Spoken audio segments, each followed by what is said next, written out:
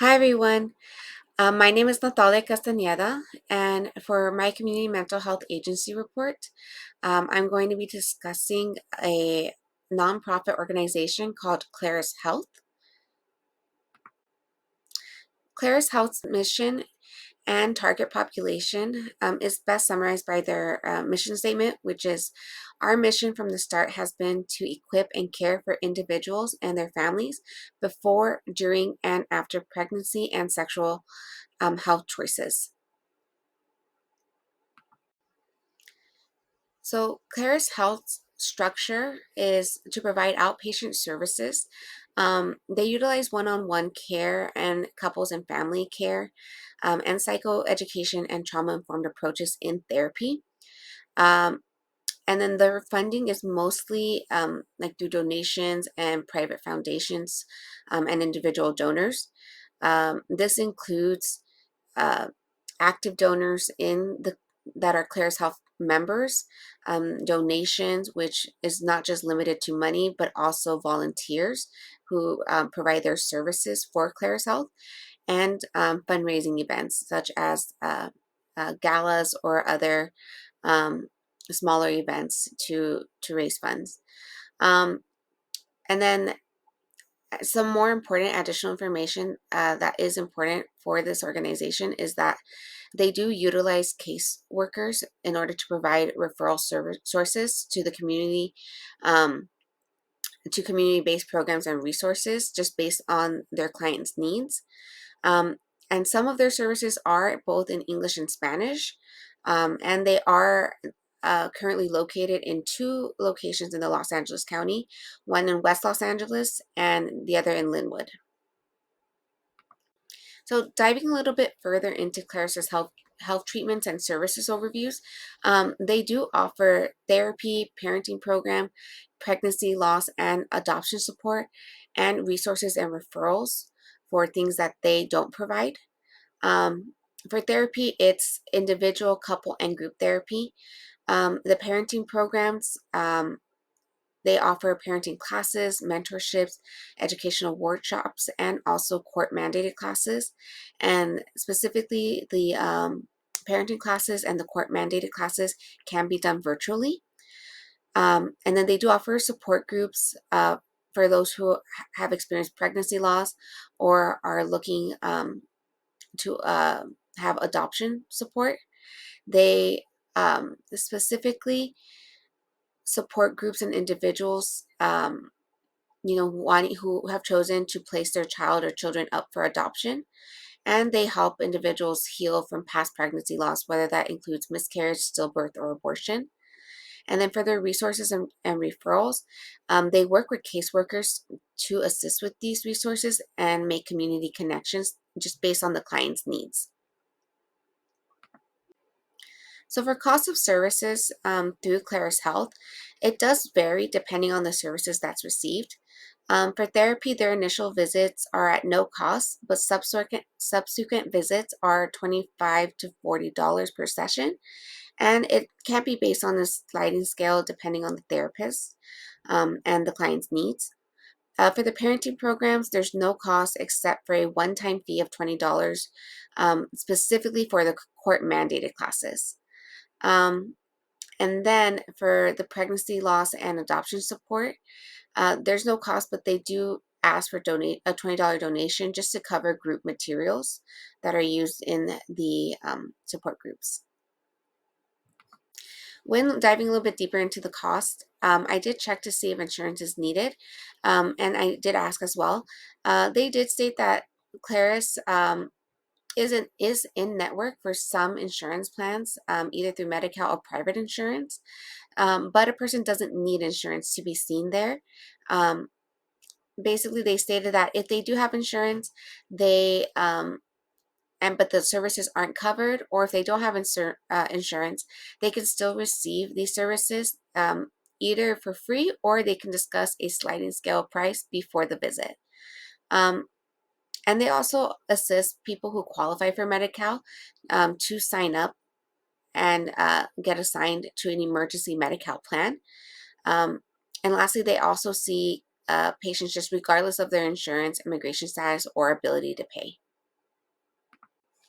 With that said, I did dive in a little bit deeper into their financials and was able to find that 30% of their revenue goes to counseling support.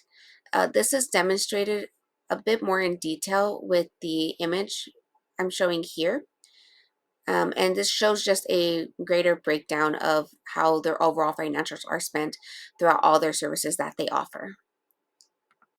I then went ahead and looked into their funding just a little bit for more detail, and I was able to find this graph which demonstrates that the majority of their funding comes from contributions, which is 64%, other income is 6%, gifts in kind are 7%, event revenue is 20%, and program income is 3%. And this graph just breaks it down a bit more and also breaks down where their expenses go to. So for their program, that's where the majority of their expenses go to, which is 74%. Fundraising is 8%, and then just management in general, expenses are 18%. So this was overall just the breakdown of their funding. I was also able to find 3 additional community resources. The first one is called Nurse Family Partnership. This is a community program that it has specially educated nurses that do regular visits for first-time moms to be. This starts early in their pregnancy and continues through the child's second birthday.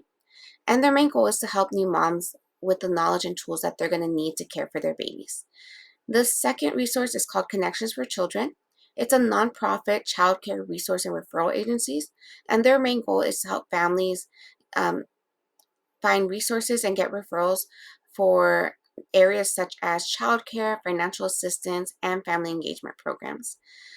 And then lastly, I was also able to find a residential program called Elizabeth House. They are able to accommodate up to 12 to 15 expectant mothers per year. And their main goal is to support in a home-like setting these expectant mothers where they can receive a full range of care. When looking at the challenges and barriers that the clients might face when searching for resources and referrals on their own, I found that many expectant mothers might, especially first-time moms, might not even know what resources they need or where to even start to look for these resources. There could also be language barriers if they don't speak English, and insurance issues or citizenship status. They may not be aware that there is resources for them if they're not a citizen of the United States. And then there's also other reasons that could prevent them from getting the care that they need, such as geographic barriers. This could mean a lack of access to transportation, such as not having a car or the cost of public transportation or even limited transportation. Um, and there's also workplace issues, such as not being able to get the time off due to lack of sick or vacation time.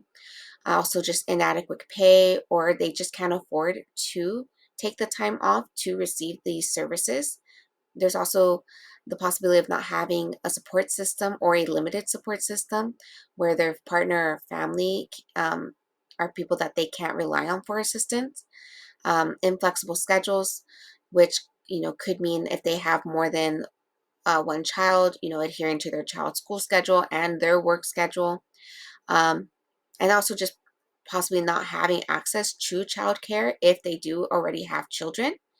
And then there's just in general the overall negative stigma that surrounds mental health, and this could be a potential barrier um, for mothers wanting to receive care and mental health services. Some of my personal reflections when looking at Clara's Health is that they have some language barriers in their services because they only offer a few of them in English and Spanish and none in any other language. And they also are limited to only 2 locations. So this does create pretty large obstacles that lower and limit the accessibility of care to marginalized populations. There is also no area that clearly addresses issues of diversity and inclusivity. And this is something that I did forget to ask the representative when I spoke to them. But this might be something that is discussed more in the therapy process or in depending on the services that you receive. But it would be something that I would like to see more clearly stated on their website. But overall, it does seem like Claris Health does a great job at implementing a relational approach to mental health, and they do this by working with other organizations in the community in order to assist clients with as many resources and services that they may need in the LA County area. Lastly, here are some of the references that I used. And this is the end of my presentation. Thank you so much for watching.